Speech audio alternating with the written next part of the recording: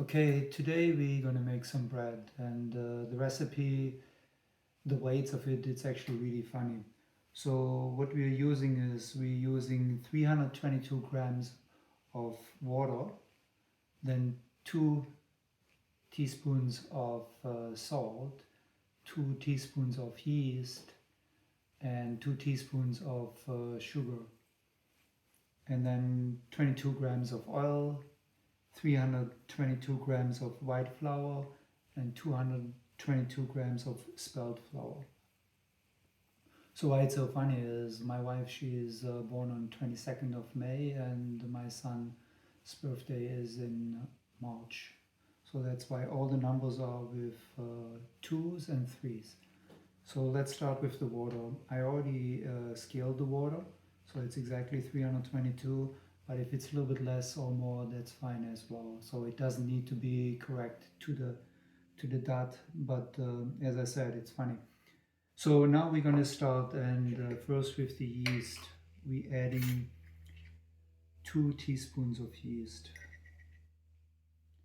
So 1, 2, and after that I always put in the sugar. Sorry, in this case the salt. First the salt. But in theory it doesn't really matter in which order you do it. First the salt or the sugar. It's, yeah.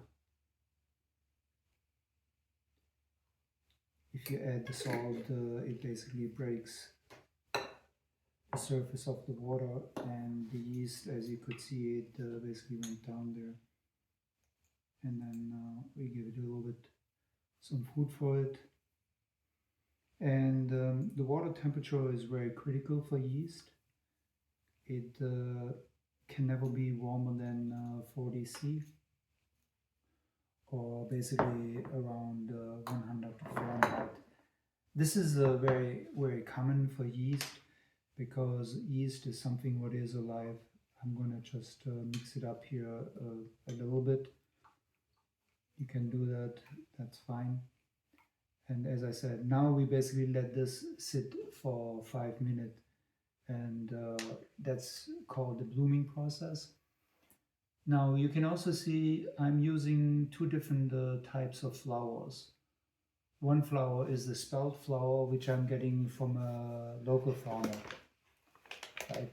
Just to show you this.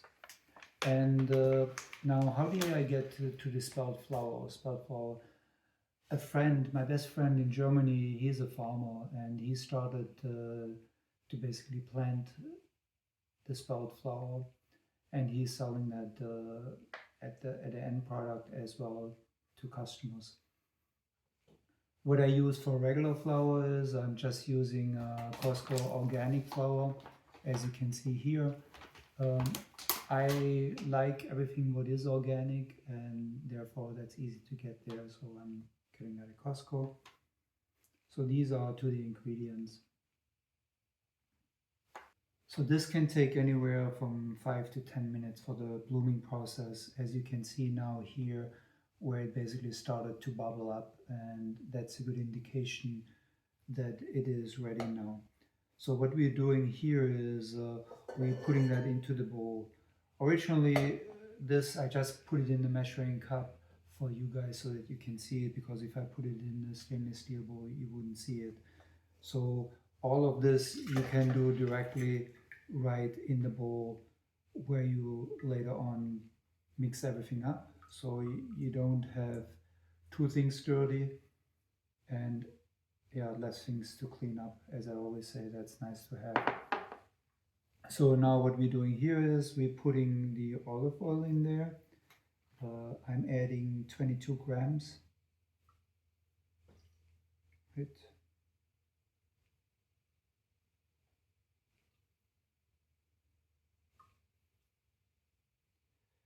So here we got 22 grams, perfect. And as I said, when you scale it 1 or 2 grams here or there, it doesn't really matter. This recipe will always work. There is no, I never had this happen that this recipe doesn't work. So the next thing is we're using our spelt flour first. So I'm going to add the spelt flour.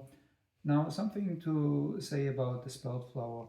So sometimes I also just not make my regular bread, I make baguettes. And when I make baguettes, then I don't use any spelt flour. I just make it with white bread only, as the traditional recipe should be for baguettes. But again, you can be flexible and you can make it however you like. You can make it in the shape of a bread. You can make it in the shape of buns. You can make it in the shape of baguettes. So it doesn't really matter. So now we have the 222. Now we're going to get 322 grams of regular flour, white flour. And I always like to use a spoon. Some people like to pour it in. You can also pour it in as well. So whatever works. So, and now we have that in there too. And now I'm gonna put it into my kitchen machine here to do the kneading process for me. Nice and easy. Now, during the week, what I sometimes do is I'm also utilizing a bread machine. So with the bread machine, I'm only using it to make the dough. I don't use the bread machine to finish the full bread. So it's okay to make the dough, but in this case, we want to make it a little bit more visual, and we want to keep everything together here on one plate. So now we're mixing this up here nicely. When it's all mixed up, then we put it in the oven and let it basically rest for 1 hour. So that's the first rise. So the first rise will be 1 hour. And the kneading process, it just takes some time, and that's okay.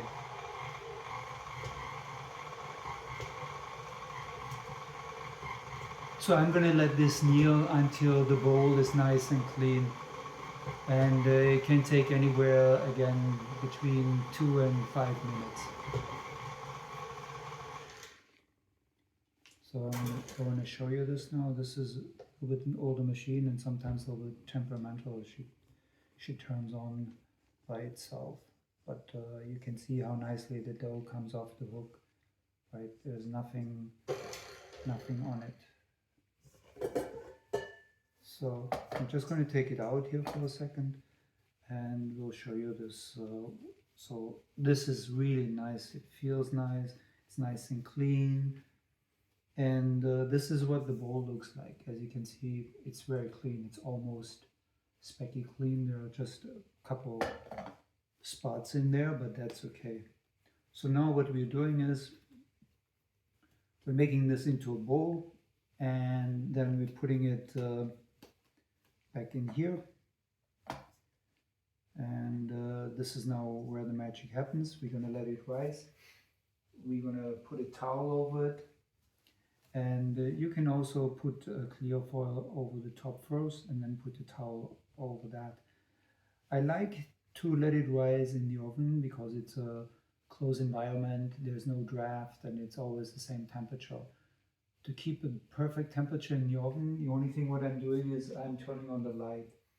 The light gives up the slight heat, or warmth I should say, and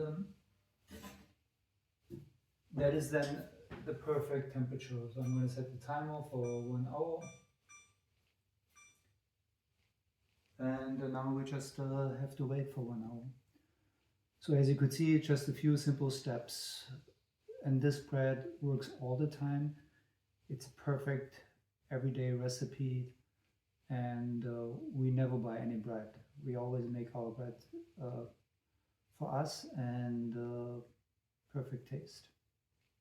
So now 1 hour is passed, and we're checking out now what it looks like. So we're going to use a sheet for this, What I always do is put a little bit of olive oil on the sheet, but before we're going to do that, I'm getting it out. Okay.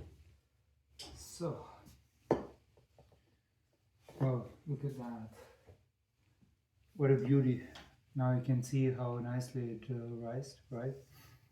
So, as I said, we're just going to pour some olive oil onto that. We're going to spread this out on the sheet. And we also put a little bit on our hands as well, both. So if the dough is just a little bit sticky, when you put a little bit oil on your hands, it doesn't actually stick then to your fingers, right? And as you can see, it's nice and clean. So this is where the biggest difference is between a bread machine and actually when you do it yourself.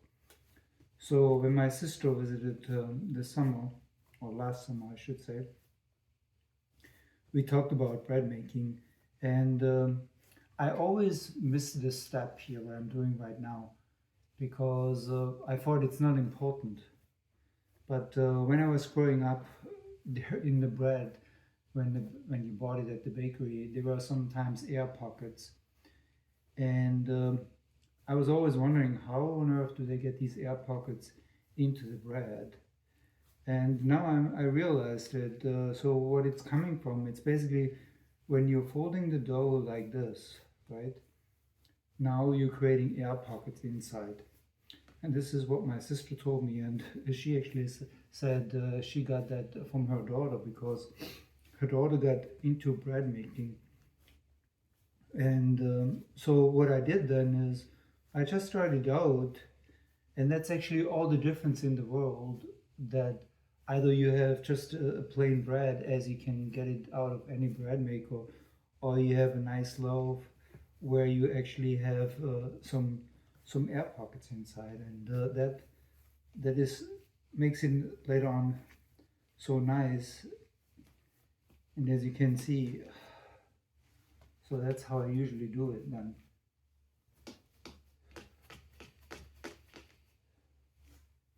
Just folding it over a few times, make a nice shape like that, and very simple. And you can see it actually holds the shape, it doesn't run away, it looks beautiful. So what we're doing now with this, we're putting this in the oven again for 30 minutes.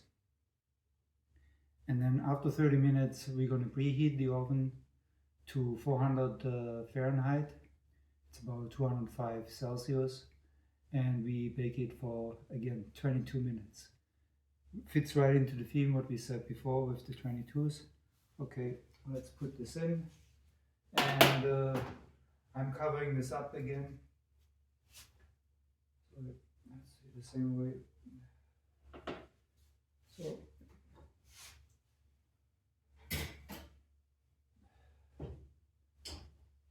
and then we're going to put it on the timer and make this 30 minutes. Voila. So now we just wait another 30 minutes and take it out, preheat the oven, and then it's a last step where we just bake it. So half an hour passed. What I'm doing now is I'm just going to take it out, and then we preheat the oven to 400 Fahrenheit or 205 Celsius. So I'm just going to wait until it's preheated, then I'm going to take the cloth off, and we're going to put it inside. It takes about 5 to 10 minutes depending on the oven. Okay, so now the oven, as you can hear in the background, reached now the temperature, and we're going to put the bread in there. So this is the bread. Now, just tell a little bit more about the bread. There are a lot of things what you can do now is you can basically use a sharp knife, make some stripes into it, make crosses into it. You can sprinkle some flour on top, You can put some water inside so that the crust gets a little bit more crusty. But at the end of the day, if you leave it like this and you put it in like this, it will be perfectly fine. It tastes great. So that's what I'm doing for my everyday bread. I just put it in like this for 22 minutes.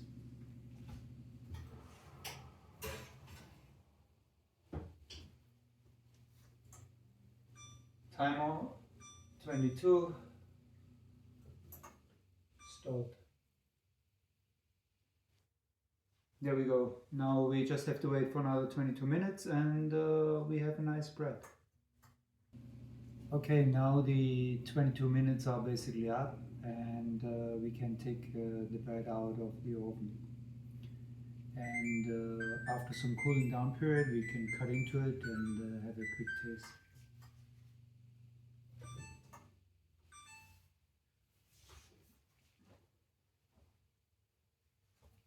Okay, let's see. Yeah. So that's a nice level of bread here. Now the only thing what we do is we're gonna transfer it over to a wooden block so that we can let it cool down. You can also put it on a rack, whatever, just don't leave it on the baking tray itself. That's all. As I said, we're gonna let it cool for 20 minutes or half an hour and then we can cut into it. Okay, now we're cutting into the bread. I let it basically cool down for about 20 minutes. And so it will be still warm, but there's nothing better than warm bread. And I just have here a little bit smoked salmon. So I'm just going to put some smoked salmon on this, like that.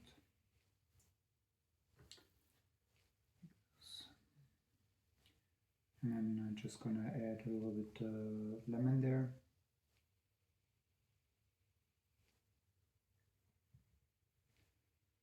And that's it. Now we basically can enjoy fresh homemade bread with some smoked salmon on it.